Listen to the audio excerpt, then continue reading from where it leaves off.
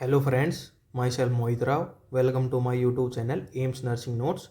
Today I am going to explain about a important topic that is coronary artery disease. इसको हम ischaemic heart disease भी बोलते हैं। हम MSN सब्जेक्ट कर रहे हैं मेडिकल सर्जिकल नर्सिंग और उसमें कार्डियोवास्कुलर यूनिट हमने स्टार्ट कर रखी है। उसके अगली डिजीज कंडीशन हमारी कोरोनरी आर्टरी डिजीज। तो चलिए स्टार्ट करते हैं। इसको और क्या बोलते हैं? IHD, ischaemic heart disease. ठीक है, it is an ischaemic disease of heart that occur due to unhealthy coronary artery. मतलब ये हार्ट की डिजीज कंडीशन है, इस्चेमिक डिजीज है जो किसके कारण होती है? Unhealthy coronary artery. जो कोरोनरी आर्टरी है, कोरोनरी आर्टरी क्या होती है? जो हार्ट को ब्लड सप्लाई करती है, heart blood supply, that is 5% coronary artery करती है। मतलब 5% कार्डियक का आउटपुट ब्लड सप्लाई होती है हार्ट को। Coronary artery gets blockage, coronary artery में ब्लॉकेज हो जाएगा। ब्लॉकेज में आकर ड्यू टू अरेथमा एंड थ्रोम्बस, मतलब वो अरेथमा की वजह से भी हो सकता है और थ्रोम्बस की। थ्रोम्बस होता है ब्लड क्लोट, ब्लड का क्लोट, एंड अरेथमा होता है फैटी क्लोट, फैटी क्लोट।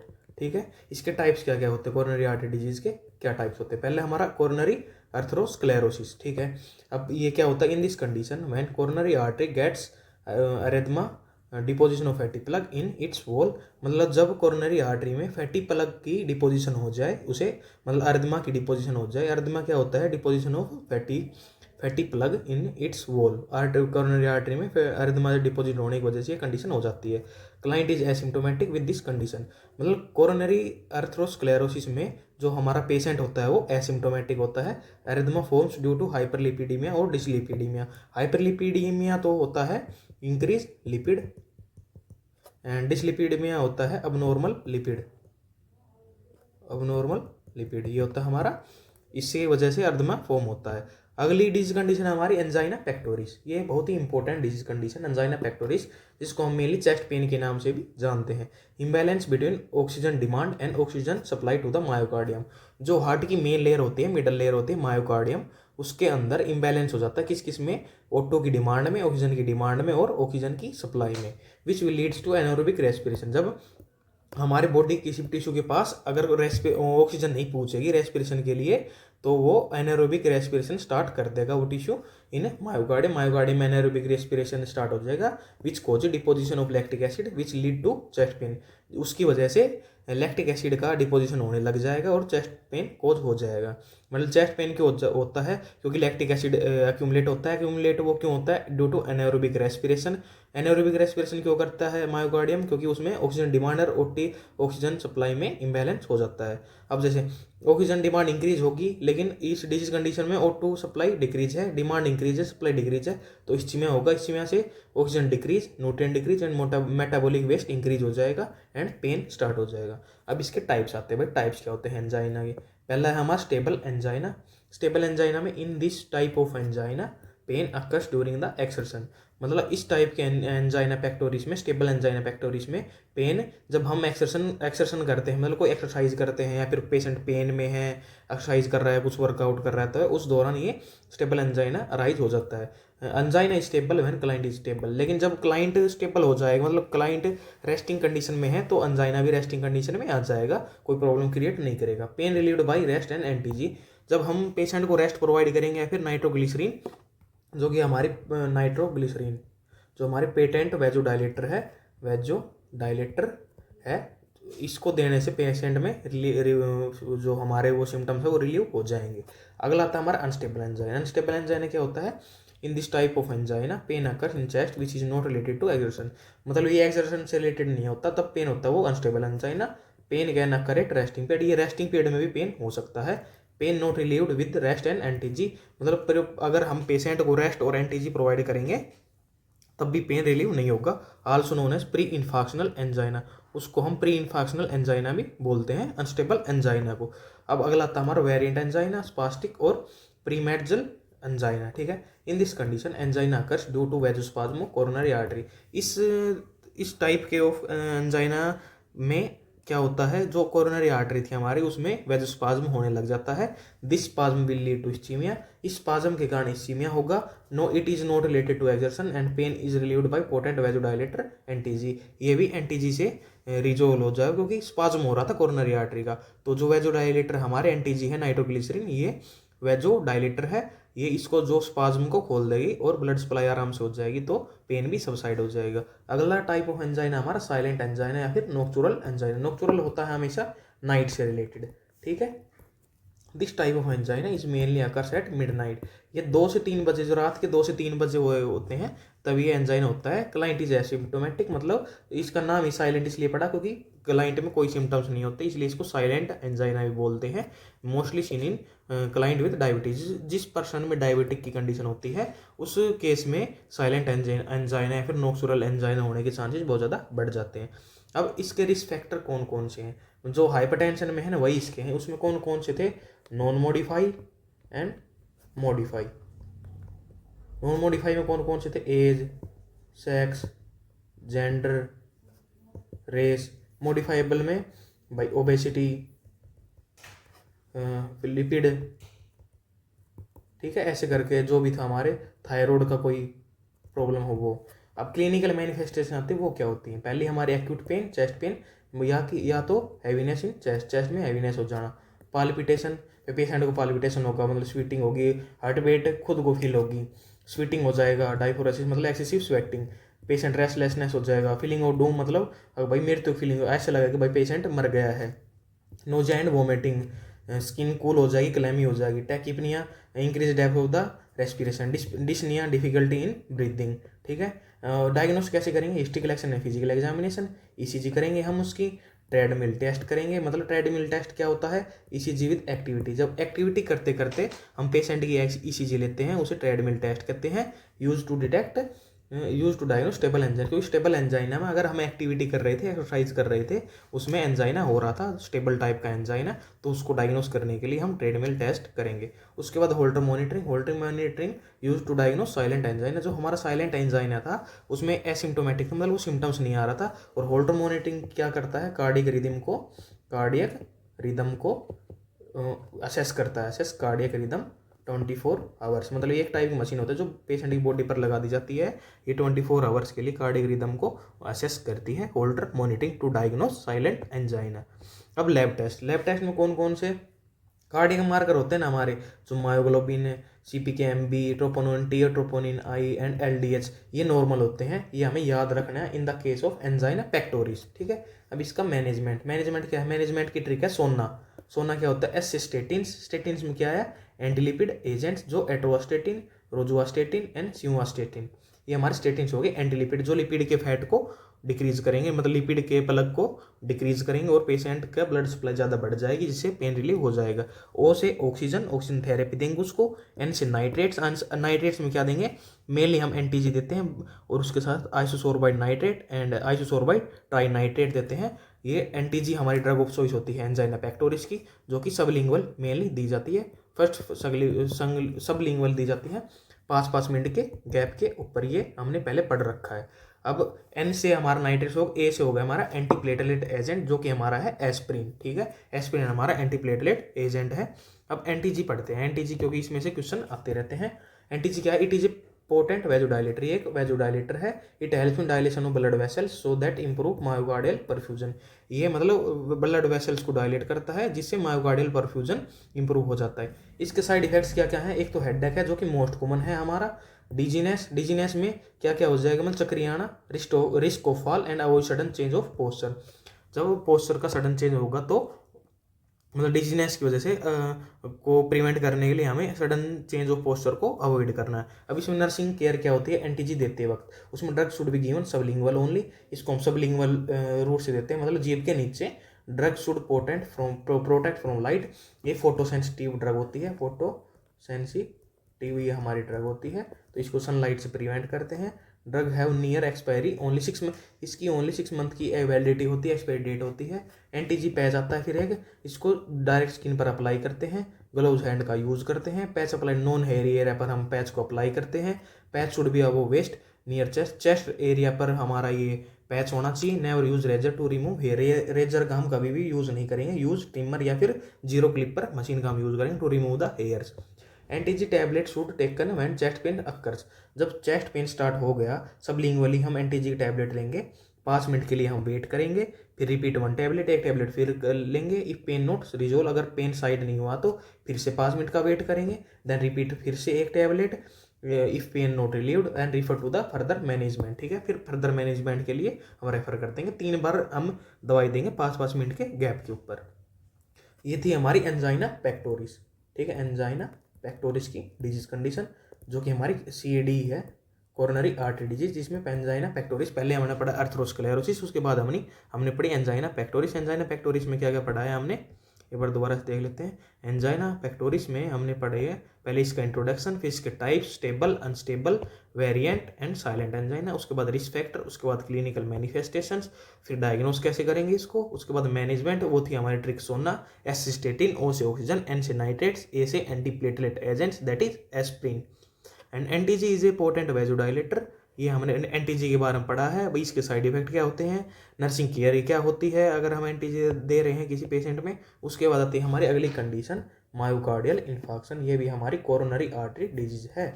अब हार्ट अटैक, इसको हम हार्ट अटैक भी बोलते हैं। हार्ट अटैक क्या होता है, मायोकार्डियल इन्फार्क्शन ही हार्ट अटैक होता है। It is a very dangerous fatal disease of myocardium in which there is infarction of cardiac muscles due to complete blockage of blood supply of coronary artery by thrombus.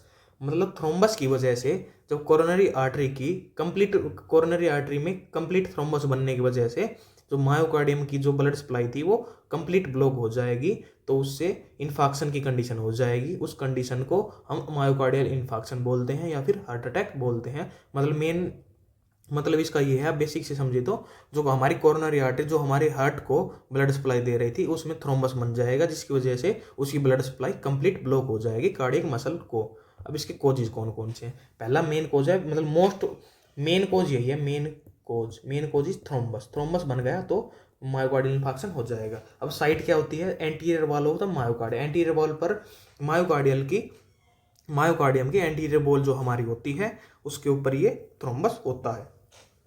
Artery कौन सी involve होती है इसमें होते लाडा। लाडा की full form क्या है, left anterior descending artery, लाडा की full form है। इसमें लेफ्ट एंटीरियर डिसेंडिंग आर्टरी में मेनली थ्रोम्बस बनता है। अब इसके बाद आता है टाइप्स ऑफ मायोकार्डियल इन्फार्क्शन, वो क्या होती हैं, जैसे ये है ST एलिवेटेड मायोकार्डियल इन्फार्क्शन। इसमें क्या होता है, due to ischaemia ST segment is elevated, इसमें ST सेगमेंट है वो एलिवेटेड हो जाता है। Occurs due to formation of thrombus, ये मेनली थ्रोम्बस के फॉर्मेशन की वजह से होता है।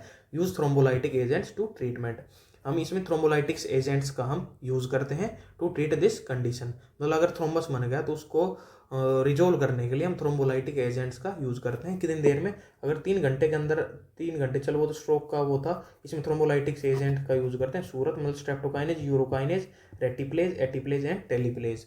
अब है नॉन ST से एलिवेटेड मायोकार्डियल इन्फार्क्शन, ये कौन सी होती है, occurs due to platelet aggregation, primary platelet plug, मतलब जो प्लेटलेट्स होती हैं हमारी उनका एग्रीगेट बन के उनका प्राइमरी प्लेटलेट प्लग बन जाएगा, जिसकी वजह से ब्लड सप्लाई रुक जाएगी कोरोनरी आर्टरी से, और जिसकी वजह से इन्फार्क्शन की कंडीशन डेवलप हो जाएगी।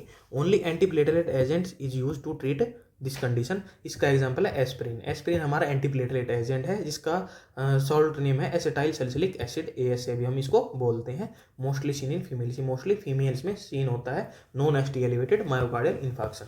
अब इसके क्लिनिकल मैनिफेस्टेशंस क्या क्या होते हैं, वो हैं acute chest pain not relieved by NTG, मतलब जो हमारा एंजाइना का चेस्ट पेन था जो कि बहुत भयंकर सीवियर पेन हो रहा था, वो NTG से रिजोल्व हो गया था, लेकिन इसमें NTG से चेस्ट पेन रिजोल्व नहीं होगा। Pain radiates to neck and left hand, जो पेन है वो रेडिएट करेगा कहाँ की तरफ, नेक एंड लेफ्ट हैंड की तरफ। टैकिकार्डिया होगा इनिशिएटिव में, एंड ब्रेडिकार्डिया, टैकिकार्डिया होता है इंक्रीज हार्ट रेट, वो होगा इनिशियल कंडीशन में, एंड ब्रेडिकार्डिया मतलब डिक्रीज हार्ट रेट, ये कब होगा, जब इन्फार्क्शन कंप्लीट पूरी तरह से हो जाएगा तो डिक्रीज हार्ट रेट। पाल्पिटेशन होगा, मतलब पेशेंट को अपनी खुद की हार्ट बीट खुद को फील होगी, and डाइफोरेसिस, excessive sweating, nausea and vomiting, ठीक है। अब इसमें अबनॉर्मल यू वेव आ जाती है, हमें याद रखना है, ये ECG में हम पढ़ेंगे। फिर उसके बाद करते हैं हम डायग्नोस कैसे करते हैं, एक तो हिस्ट्री कलेक्शन करते हैं, फिजिकल एग्जामिनेशन करते हैं पेशेंट की, फिर ECG करते हैं। ECG में क्या चेंज मिलेगा, ST एलिवेटेड, ठीक है, ST elevated due to thrombus, ठीक है, ST एलिवेटेड हो जाएगा। पोस्ट मायोकार्डियल इन्फार्क्शन में ECG क्या होगी, वाइड QRS कॉम्प्लेक्स, जो QRS कॉम्प्लेक्स है हमारा वो वाइड हो जाएगा, एंड अबनॉर्मल Q वेव, जो हमारी Q वेव है वो अबनॉर्मल हो जाएगी, एंड अबनॉर्मल U वेव, ठीक है, ये हमारी पोस्ट एमआई की ईसीजी है। अब ये कार्डियक मार्कर की टेबल बताई गई है, इसमें मेनली हमें ये अगर आप याद करना चाहो तो कर लेना। कार्डियक मार्कर होते हैं myoglobin, CPKMB, troponin T and I, LDH, ठीक है। एलडीएच एल से आप रिलेट करेंगे, ये सबसे लास्ट आता है, मतलब ये लेट आता है। और एम से एम मतलब मैं पहले, ये इट्स इंक्रीज फर्स्टली, एम से मैं पहले एंड एलडीएच से एल लास्ट में आता है ये। और जो हमारा troponin I and troponin T है, ये हमारा स्पेसिफिक कार्डियक मार्कर होते हैं। इसमें से मेनली क्वेश्चन यही आता है भाई, मायोकार्डियल क्वेश्चन दे दिया एग्जाम में, मायोकार्डियल इन्फेक्शन के केस में सबसे पहला कौन सा कार्डियक मार्कर अराइज होता है? सबसे पहले होता है एम, मैं पहले मतलब मायोग्लोबिन हमारा सबसे पहले अराइज होगा। और सबसे लास्ट में कौन होगा? वो होगा हमारा एलडीएच। एंड जो स्पेसिफिक कार्डियक मार्कर कौन से होते हैं? वो हमारे ट्रोपोनिन टी एंड ट्रोपोनिन आई हमारे स्पेसिफिक कार्डियक मार्कर होते हैं, ठीक है। ये थे हमारे कार्डियक मार्कर्स। अब ये उसकी लिपिड प्रोफाइल चेक करेंगे, एलएफटी चेक करेंगे, केएफटी, पीटीआईएनआर का test, APTT, bleeding time, clotting time, blood sugar and HbA1c, जो कि हमारे 90 डेज के शुगर की इंफॉर्मेशन हमें देता है। ट्रीटमेंट क्या? ट्रीटमेंट हमारी ड्रग ऑफ चॉइस हमारी एस्प्रिन। और मेडिकल मैनेजमेंट क्या करते हैं? सबसे पहले हम एस्प्रिन देते हैं उसको, एट्रोस्टेटिन देते हैं जो स्टेटिन ग्रुप की है, एम्लोडिपिन देते हैं जो एंटी हाइपरटेंसिव ग्रुप की है, कैल्शियम चैनल ब्लॉकर है, एटेनॉल देते हैं जो कि बीटा ब्लॉकर हमारी, beta blocker, calcium channel blocker, ठीक है। ये एस्पिरिन हमारी जो प्लेटलेट प्लग एंटी प्लेटलेट वाली थी, एट्रोस्टेटिन हमारी स्टेटिन ग्रुप की है, स्टेटिन्स, ठीक है। ये हमारी ड्रग्स हो गई। O2 को एडमिनिस्टर करेंगे, उसके बाद हम मॉर्फिन देंगे to decrease oxygen demand. Oxygen demand को डिक्रीज करने के लिए हम ऑक्सीजन मॉर्फिन प्रोवाइड करेंगे। और एंजाइटी को डिक्रीज करने के लिए भी हम मॉर्फिन प्रोवाइड करेंगे। मॉर्फिन के साइड इफेक्ट्स कौन कौन से होते हैं? ये एक ट्रिक है सैक्रम, ठीक है। सैकर एस से सेडेशन, ए से एनाल्जेसिया, सी से कॉन्स्टिपेशन एंड आर से respiratory depression and retention of urine and you से यूफोरिया एंड एम से मियोसिस, जिसमें पिन पॉइंट प्यूपिल हो जाता है। और अलग से अगर साइड इफेक्ट है, वो एक तो नोजिया है, एक स्टामाइन रिलीज करती है मॉर्फिन। ये मॉर्फिन के साइड इफेक्ट हो गए, sedation, analgesia, constipation, respiratory depression या फिर retention of urine, euphoria, euphoria का मतलब होता है mild elevation of the mood, and miosis जिसमें पिन पॉइंट प्यूपिल हो जाता है, नोजिया हो जाता है एंड हिस्टामिन रिलीज हो जाता है। अब देते हैं एंटी प्लेटलेट एजेंट जो हम एस्पिरिन दे रहे थे। It prevent aggregation and adhere of platelets, ये प्लेटलेट्स के एग्रीगेशन को प्रिवेंट करता है। Due to this it prevent further thrombus, ये फर्दर थ्रोम्बस को बनने से प्रिवेंट कर देता है। इसके साइड इफेक्ट्स क्या क्या है एस्पिरिन के? एक तो जीआई ब्लीड, गैस्ट्रोइंटेस्टाइनल ब्लीडिंग होने लग जाएगी, टाइनिटाइटिस मतलब ringing ringing sensation in ears and Reye's syndrome, जो कि रेज सिंड्रोम कब होता है? जब हम वायरल इन्फेक्शन में हम एस्प्रिन ले लेते हैं तो रेज सिंड्रोम हो जाता है, जिसकी वजह से अमोनिया का लेवल हमारे बॉडी में इंक्रीज हो जाता है। ये हमारा रेज सिंड्रोम होता है कि भाई किसी पेशेंट को वायरल इन्फेक्शन है, उसमें एस्प्रिन ले ली तो पेशेंट की बॉडी में अमोनिया का लेवल डिक्रीज हो जाएगा, जो कि ब्रेन को डैमेज कर देगा, वही हमारा रेज सिंड्रोम होता है। अब बात आती है एस्पिरिन का एंटीडोट सोडा बाइकार्बोनेट।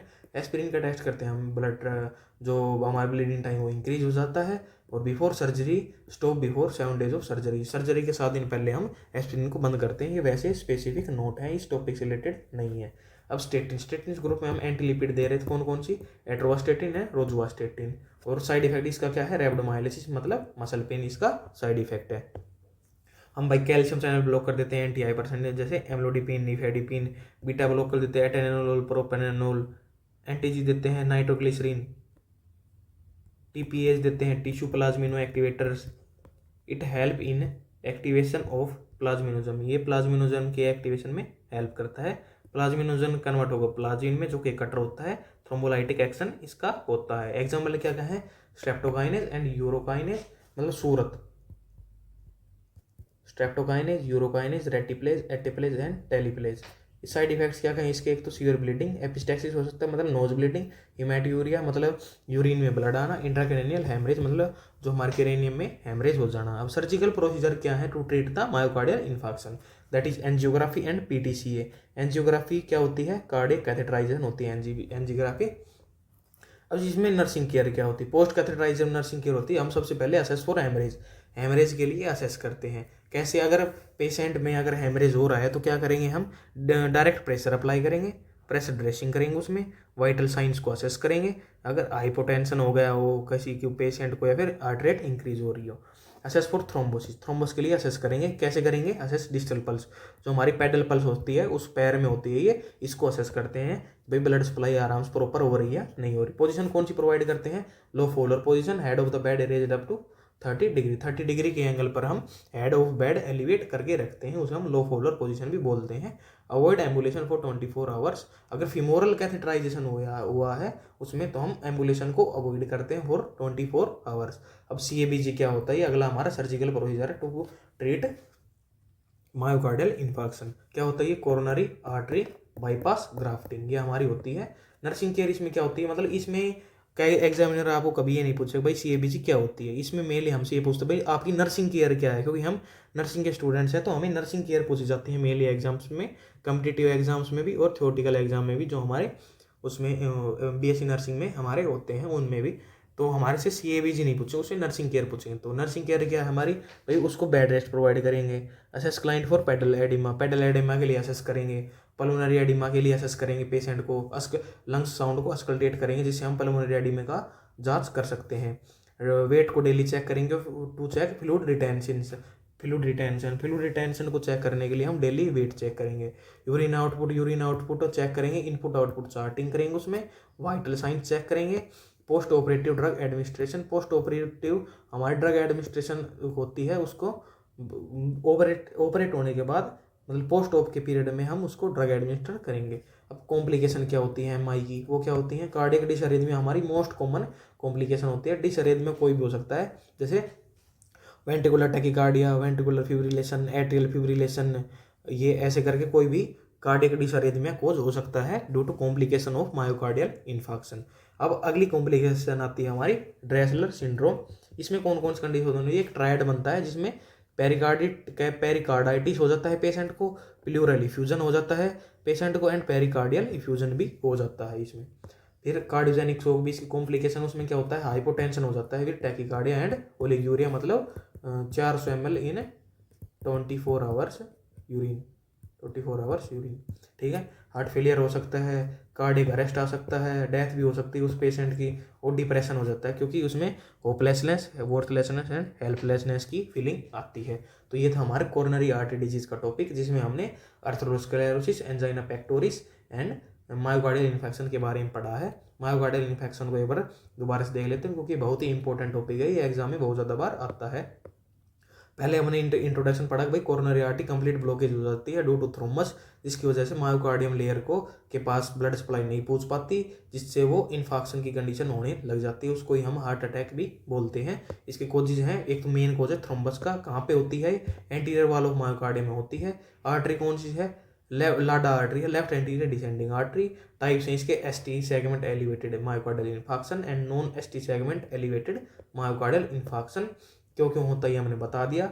उसके बाद क्लिनिकल मैनिफेस्टेशन थी उसकी, उसके बाद डायग्नोसिस थी। ये मेनली कार्डियक मार्कर्स का पार्ट था जो कि एग्जाम में पूछा जाता है, भाई पहले कौन सा अराइज होता है, सबसे लास्ट में कौन अराइज होता है, स्पेसिफिक कार्डियक मार्कर कौन सा होते हैं, भाई कौन कौन से हम टेस्ट और करते हैं इसमें, इसका ट्रीटमेंट, ड्रग ऑफ चॉइस कौन सी होती है इसकी, मेडिकल मैनेजमेंट हम क्या क्या करते हैं, जैसे एस्पिरिन, एट्रोस्टेटिन, एम्लोडिपिन, एटनोलोल हम ये दे रहे थे, O2 को एडमिनिस्टर कर रहे थे, मॉर्फिन को एडमिनिस्टर कर रहे थे, क्यों कर रहे थे हमने बता दिया था, टू डिक्रीज ऑक्सीजन डिमांड।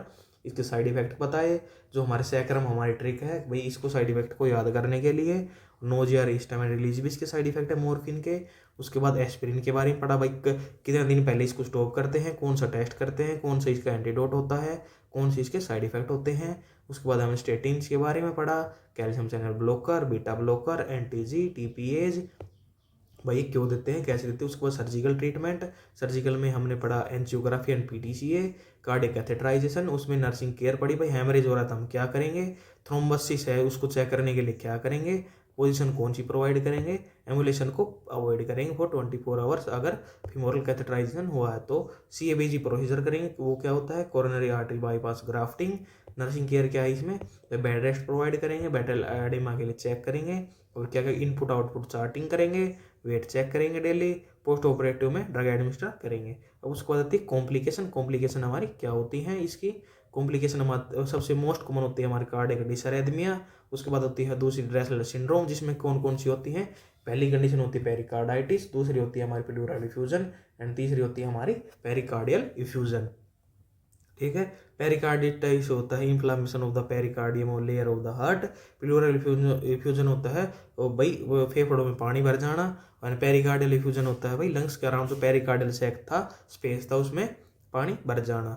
ठीक है, कार्डियोजेनिक शॉक हो सकता है, हार्ट फेलियर हो सकता है, कार्डियक अरेस्ट हो सकता है पेशेंट को, और डिप्रेशन भी हो सकता है। तो ये था आज का हमारा topic coronary artery disease, that is atherosclerosis, angina pectoris and myocardial infarction. Thank you.